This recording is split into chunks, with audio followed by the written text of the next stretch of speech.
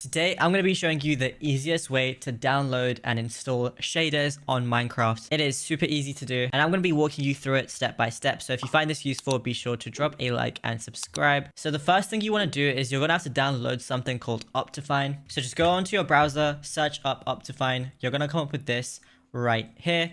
It's basically something that optimizes your game, which allows you to download these graphic mods. So then just go to the top and click on downloads, go over to the latest one, and in my instance it's 1.21.8, and then all you have to do is press the download button here. It's gonna come up with this little ad. Just wait a few seconds for it to finish and then press skip at the top right. Then it's gonna come up with this final page. Press download and it's gonna start downloading Optifine. You're gonna find it on your desktop or your downloads, wherever you saved it basically, and all you want to do is run it. Then once you're opening it, just press install, and there we go. Optifine is successfully installed. So once Optifine is downloaded and installed, we want to actually download the shaders, and for this we're going to use Silder's shaders.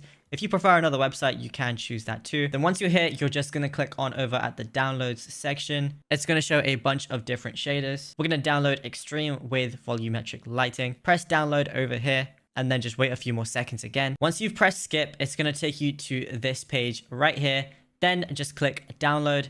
This is on CurseForge's website, which is another website where you can download a bunch of mods, including shaders. So right now, it just downloaded. It's only 139 kilobytes, and I downloaded the best version of the shader too. So as you can see, the shader pack is right here, the Vibrant Shader Extreme Pack. Then after that, all you want to do is run Minecraft, and once you're on the launcher, you want to make sure that you are on Optifine. Now, once Minecraft has loaded up, all you want to do, you can now go into the shaders section right here. And once you're here, just go over to shaders folder, and it's going to open up this folder right here.